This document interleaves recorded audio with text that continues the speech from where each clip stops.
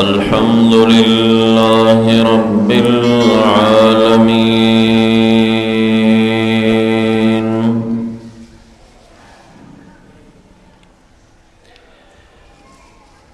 والصلاة والسلام على أفضل الأنبياء والمرسلين.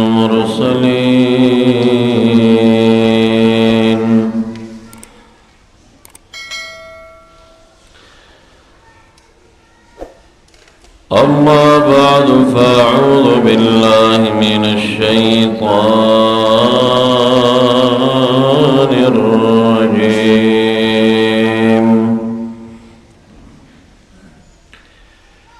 بسم الله الرحمن الرحيم.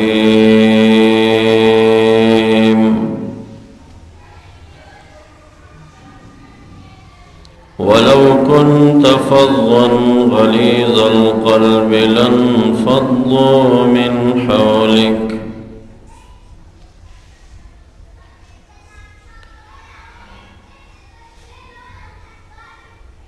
وقال رسول الله صلى الله عليه وآله وصحبه وسلم: إذا أتاكم كريم قوم فاكرموه، أو كما قال عليه الصلاة والسلام.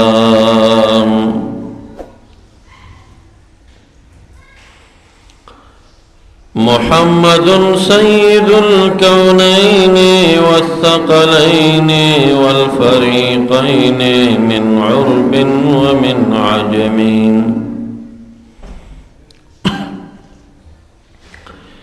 مولاي صل وسلم دائما أبدا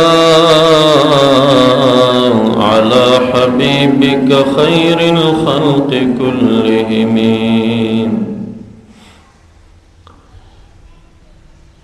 جاءت لدعوته الأشجار ساجدة تمشي إليه على ساق بلا قدم،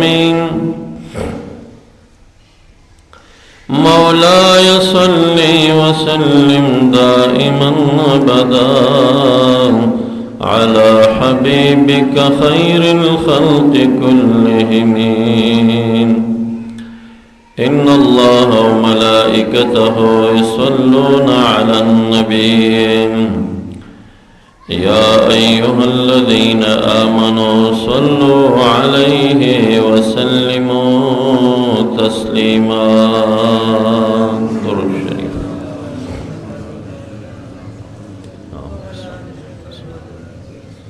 ومولانا محمد وسلم وصل عليه. زما معزز سامعین و حضرات ورنو،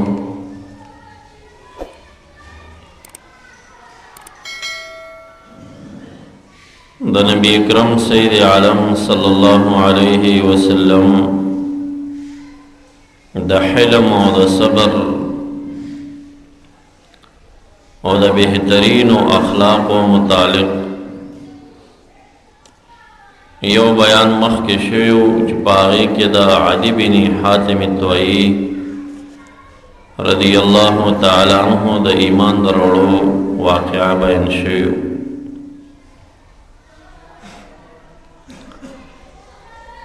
نننی بیان کے تعنی شداد یہودیانو یو معروف عالمو او یهودو کے بچے غٹ عالمون آغی تبدوی حبروی چھ جمع دا غیب احبار راتلا. یا حبر تزین و خائست وی علماء دا یهودو بخیست جامی و خیست چوغی استعمالاول پڑیر ڈول و سنگار کے بگرزی دل او یا حبر مقلوب د بحر دینو د بحر لوی لوی علمونه د بحر بو چې غټ مولا به نو دا نسبت به وته کو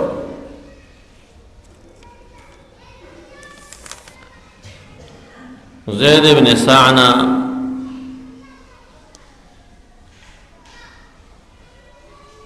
چې کله ایمان راوړي نو یو عام سړی نه دی د خپل دین عالم دی یو ځل خپل شکوک او شبهات ختمی او د رحمت للعالمین مبارک دیدار کوي او داغه اخلاق ګوري داغه کردار ګوري چې دا د نبی خاتم النبیین محمد عربی صلی الله علیه وسلم اخلاق دي کنه دي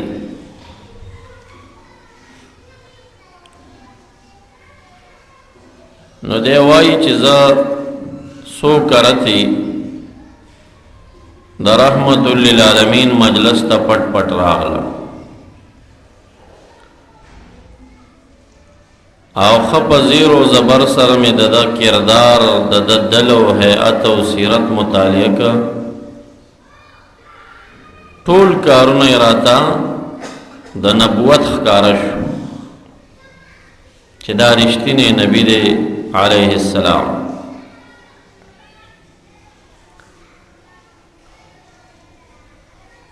دو کارونه چې هغه زما د وړاندې ما ونه لیدل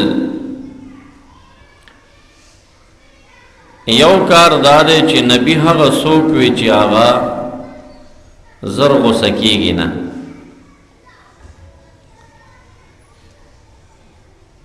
او دویمه دا ده چې کم سړی د غضب او د غصې په نیت ورته مجلس کې راپاسېږي ولو که د ګریوان تم لاس واچوي نو او پوه شي چې دا نه پوهېږي دا سړی که پوهېدی نو زما ګریوان ته به لاس نه واچوي نو دا صبر په انبیاو دومره غالب وي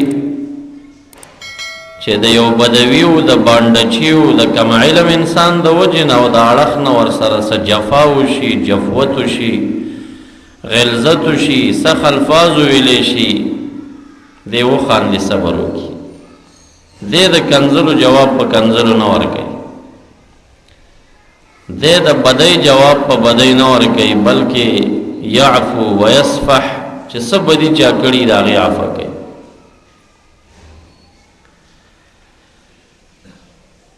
نو دا زما د وړاندې داسې څه صحنه رانغله چې دا دوه صفات ما تجربه کړي وي چې دا ورکې شته که نه یو دا چې حلمي په ضد او په غضب او په غصه مقدم دی که نه دی او دویم دا چې د یو ناپوه او بدوي انسان د خوا نه ورسره زیتې وشي نو چې دی صبر کوي که د هغې انتقام دی اخلي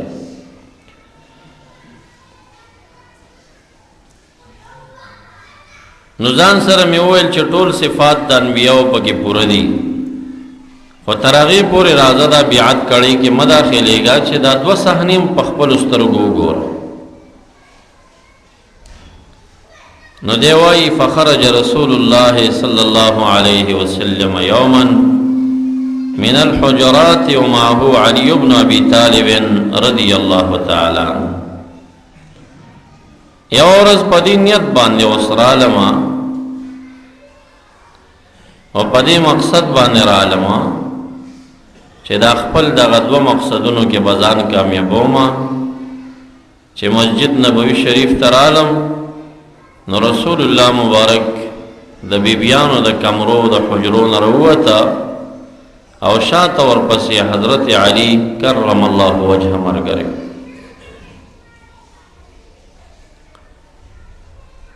فاتاه رجل على راحلته كالبدوي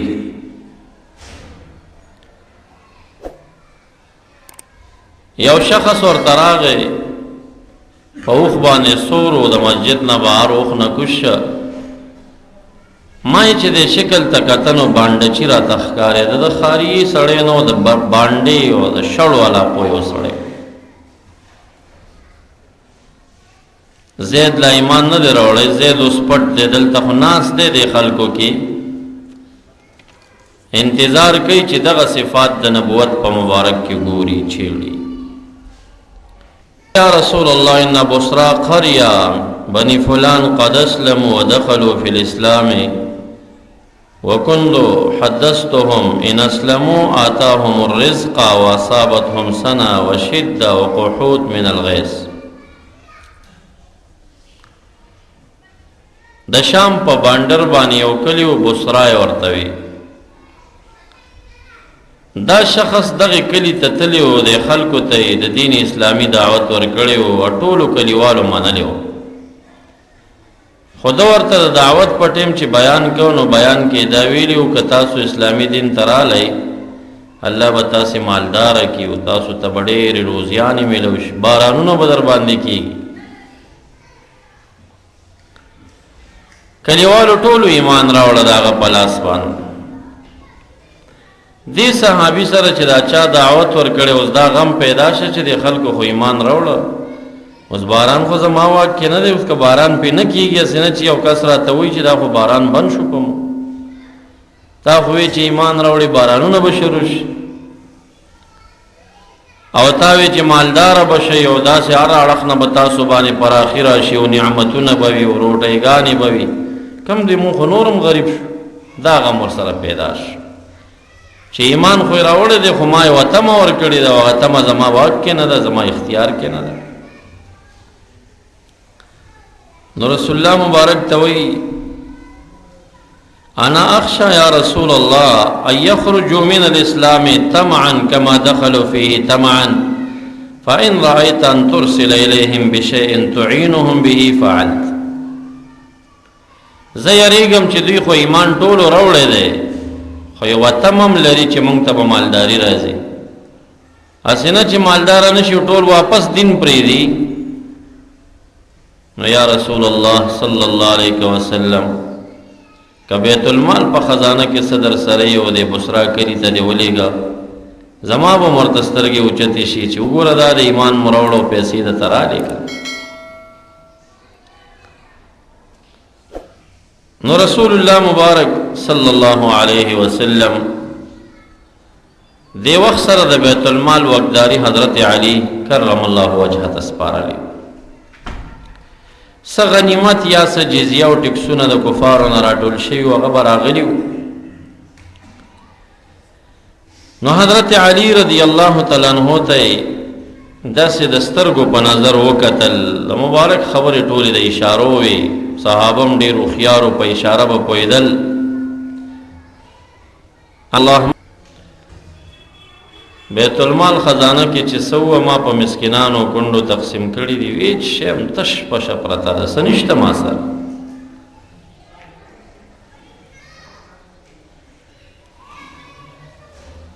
زید ابن سعنه وایي چې دغه ټیم کې فدنوت الیه زه ورنږدې شوم، ما ورته وویل یا محمد هل لك ان تبيعني تمرا معلوما من حائط بني فلان الى اجل كذا وكذا.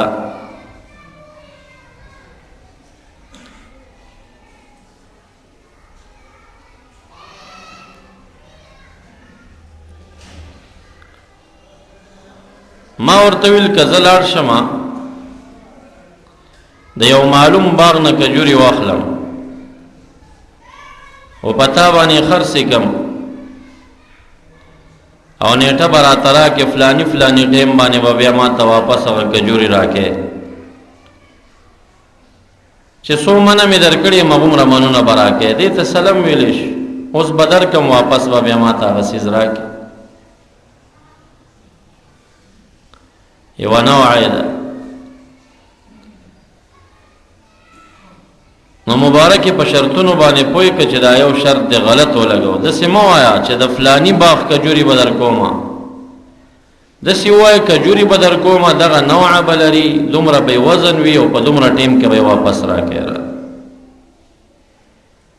فلانی باغ مه شرط کوه پکې چې فلانی باغ به وي. زید وی زما مقصد نور نو، زه خو یهودي وم دې وخت کې او ما وی چې ورګه چې دا قرض ورسره وکړم اټیم چې راورسېده او رانږدې شو شپه دوه پاتې شو را به شم او رسول الله مبارک ته به ښې تیزې خبرې مو کوم او بیا به یې ګریوان کې مونیسمه او ښه سخت الفاظو کې به ورته یم چې راکړه زما قرضونه راکړه. نو ما ته به پته ولګي چې دی زما د بدو ردو ویلو بدل کې څه جواب ما ته راکوي. که یې ووهلم بې عزته یې کړم دباو یې کړم خو نبي نه دی.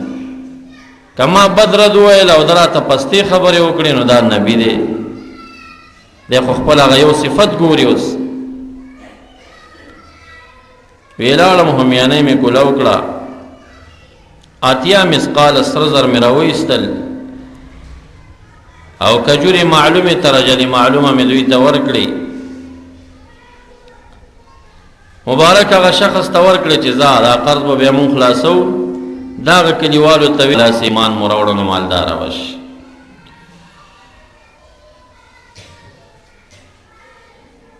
زید وی چې کله کان قبل محل الاجل بیومین و ثلاثه اتیتو کما نیټه د قرض چې ټاکلې شوې وه د هغې نه 2 یا 3 ورځې مخکې ورته راغلمه فاخذت بمجامع قمیصه و ردایه د نبی اکرم صلی الله علیه وسلم دا ګریوان مې داسې ونیو د صحابو په مخ کې ونظرت الیه بوجه غلیظ او په داسې غضب او په غصه مې ورته وکتل او ورته مې وویل الا تقضیني یا محمد حقی ته ولې زما حق نه راکې ټیم اوس پوره نه دی ټیم کې لا 2 شپې یا 3 شته دي. فوالله ما علمتكم یا بني عبد المطلب لمطل او زما د الله په ذات قسمی اے د عبد المطلب کورنۍ تاسو د ټیل ماټول والا خلک یې قرضونه خلکو نه وکړئ به په ټیمونو نه ورکوئ. د الفاظو سخت سخت وایي ورته. ولقد كان لي بمخالطتكم علم اوس ګریوان کې مې رسول الله مبارک نیولې دی په یو خوا کې ورسره عمر فاروق صاحب ولاړ دی. ونظرت الى عمر بن الخطاب رضی الله عنه واذا عیناه تدوران فی وجهه كالفلك المستدیر وی دا سترګې مبارکې د حضرت عمر صاحب د ډېر غضب نه داسې تاویدې. ثم رانانی ببصره بیا په سخت نظر راته وکتل وی ویل یا عدو الله د الله دشمنه تقول لرسول الله صلی الله علیه وسلم ما اسمع وتصنع به ما را ته محمد رسول الله ته داسې الفاظ وایې او زه ولاړ یم زاورم د الفاظ او بیا د ګریوان کې م نیولی دی. فوالذي بعثه بالحق لولا ما احاذر قوته لضربت بسيفي راسك په هغه ذات مې د قسمي د چا د طاقت نه چې زه یریږم که رسول الله مبارک نه خفه کېدی ما به دا سټ دنه پرې کړی. ورسول الله صلی الله علیه وسلم ينظر الى عمر في سكون وتؤودة وتبسم او رسول الله مبارک زید وی ما خو ګریوان کې نیولې او رسول الله مبارک هغه حضرت عمر صاحب ته داسې په نرمۍ سترګې واړولې ډېر په نرمه وتبسم په مسکا باندې شونډو یې خندا. قال یا عمر انا وهو زه پوه شه او زما دا قرضدار یې پوه شه چې په ما یې قرض دی ستا د دې درمیان کې څه کار و چې دا الفاظ د دې شخص ته ووایې. یو حدیث مبارک کې دا راځي ان لصاحب الحق مقال د چا چې په بل قرض وي هغه د چا چې مال دی او د چا چې پیسې دي هغه د خبرو حق لري چې کله ټیم تیر شي او دی بل ته یې وکړي. دلته خو ټیم لا نه و تیر شوی د خبرو حق د هغه نه و خو صحابه یې پوهول چې د چا پیسې به نه ایساروي. مطل الغنی ظلم حدیث مبارک کې راځي چې چا په چا باندې قرض و ګرهي وه ټیم یې ورکړي و چې دغه ټیم به یې ورکوم او هغه ټیم نه یې لږ هم رستو کوي خو ده سره شته ظلم دا ظلم لکه څنګه چې سړی د بل نه په زبردستۍ پیسې اخلي ظلم دی. الظلم ظلمات یوم القیامه ورځ د قیامت سبب د تیرکو ګرځېږي په پل صراط کې، په قبر کې، په جهنم کې. دام ظلم دی چې چا وګړي د بل نه ورسره د نه ادا کوي، خشته ورسره هسې ټیل ماټول کوي. مطل الغنی ظلم، د غني سړي چې پیسې ورسره دي او د قرض ټیم راغی او هغه یې ساری ظلم، دا ظلم. معاملو والا ترې خلاص نه دي، په دیو کې ډېر اخته شوي دي. په سلو نه بلکې زرګونو کې یو کس وي چې هغه په ټیم پیسې ادا کوي. په ټول مارکیټ کې معروف انساني، هر چا ته پته وي فلانې څنګه سړی دی، ډېر روغ سړی دی، په معامله کې ډېر روغ سړی، ټول مارکیټ پیژني هغه سړی. یو کس داسې وي، هغه څه کوي داسې نه کوي چې خپلې بل ته ورکوي، خو د چا روپۍ چې ایساري کړي نه ایسارۍ په ټیم باندې روپۍ وررسوي. اعتبار هم جوړ شي، عزت د دنیا هم برابر شي. نو یې ماته ویل چې عمر صاحب زما زه پوه شه او دی پوه شه، ستاسو دې کې څه کار و چې دا الفاظ تاسو ورته ووایئ. او که خامخا ته خفه کېږې په دې کار باندې چې دی ما ته خبرې ونه کړي، نو یا 2 ورځې پاتې دي یا 3 ورځې پاتې دي، نو 3 ورځې بعد د ده د خبرو حق دی، نن یې ما سره حق نه و. ته ورشه او د ده چې کوم قرض دی ما سره شته نه دي، ورشه او ته مالداره یې، پیسې لرې، د ده قرض پوره کړه.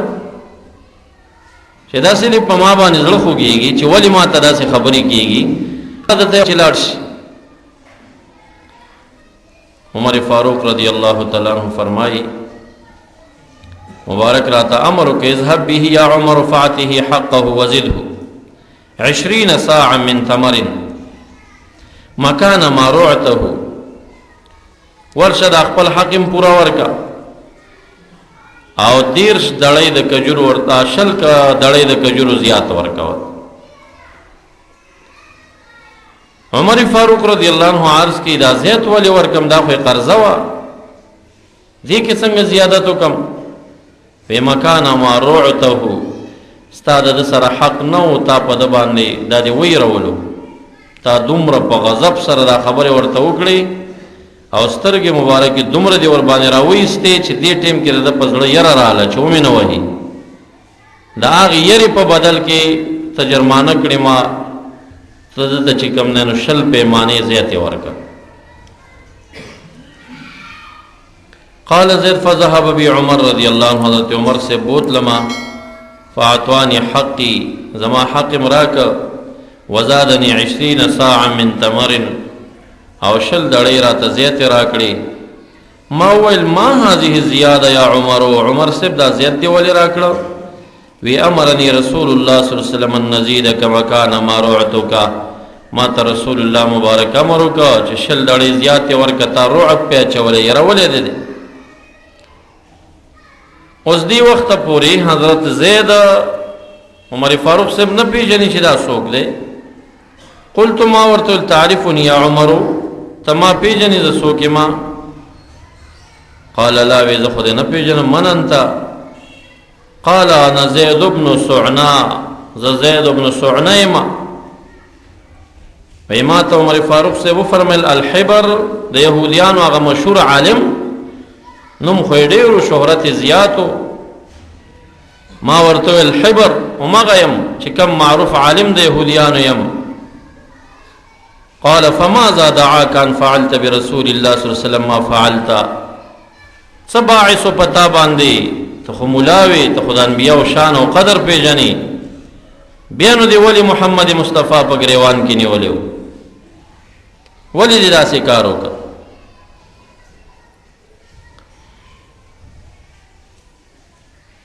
قلت يا عمر لم يكن من علامات النبوة شيء إلا قد عرفت في وجه رسول الله صلى الله عليه وسلم حين نظرت إليه. زید وی ما ورته وویل چې زه خو کتابونو باندې علم لرم، د انبیاو چې کومې علامې او نښې ما چې مخکې ښکاره وي هغه ټولې نښې. دغه 2 خبرې پاتې وي، یو دا چې دی به ډېر صابر وي، دویمه دا چې دته یو بدوي راشي او دی ګریوان کې ونیسي او دته کنزل کوي یا تیزې خبرې کوي، نو دی به جواب ورته په خندا باندې ورکوي او د بدۍ جواب به په بدۍ نه ورکوي. فاخبرك يا عمر اني قد رضيت بالله ربا وبالاسلام دينا وبمحمد صلى الله عليه وسلم نبيا. اوس دې ذکر رسول الله مبارک نشته دی عمر صاحب ته وایي تا ته خبر در کوم ګواشه پدې چې زه پدې راضي شوم چې الله زمونږ رب دی او اسلام زمونږ دین دی او محمد رسول الله زما نبی دی. واشهدک او زه تا ګواه ګرځوم ان شطر مالی صدقة على امة محمد صلی الله علیه وسلم. زما چې څومره مال دی ډېر مالدار او دا نیم مال د رسول الله مبارک په امت باندې ما خیرات کړی. اوس عمر صاحب خو عالم و هغه ورته وایي او علی بعضهم داسې مه وایه چې ما د رسول الله په ټول امت خیرات کړی دی ځکه ټول امت ته بیا ته رسیدګي نشي کولی ته به چا پسې بیا دا پیسې ګرځې. داسې ووایه چې د رسول الله مبارک بعض امت باندې ما خیرات کړی بیا چې دې هر چا ته ورکړي صحیح وشي. فرجع عمر وزید الى رسول الله صلی الله علیه وسلم. دواړه واپس راغلل. زید چې رسول الله مبارک حلقې ته راغی یشهد ان لا اله الا الله واشهد ان محمدا عبده ورسوله کلمه ویل وآمن به وصدقه وبايعه وشهد معه مشاهد كثيرة. او چې چرته به دې نه بعد بیا غزا و نو هغه غزا کې به دی شریک. ثم توفي زید رضی الله عنه في غزوة تبوک مقبلا غیر مدبر رضی الله تعالی عنه. په غزوه د تبوک کې چې دی لاړل مبارک هلته بیمار شو او د تبوک د غزا په سفر کې د بیماری د وجې نه هلته وفات شو. دا د نبی اکرم صلی الله علیه وسلم هغه اخلاقو او صبرو. مخکینو کتابونو کې د خاتم النبیین په تعریف کې بچراتلل نو تعریف په تورات کې داسې لیکل شوی چې محمد مصطفی هغه انسان دی چې لا یجزي السیئه بالسیئه چې څوک ورسره بد وکړي نو د هغې جواب په بدو نه ورکوي ولکن یعفو ویصفح عفه کوي درګذر کوي. یو شخص یو ځل را روان شه راغی په لاره کې یوه سمسیره ښکار کړه. سمسیره یې ژوندۍ په نستوڼي کې واچوله. مسجد نبوي ته چې راغی حلقه د صحابو ناسته وه او حلقه باندې قدمونه راواړول دې منځ ته راغی او رسول الله مبارک حلقه کې ناستو او نبی علیہ السلام ته داسې په سختو الفاظو وایي تا هغه انسان تدعي النبوه چې د نبوت دعوه دې کړې ده.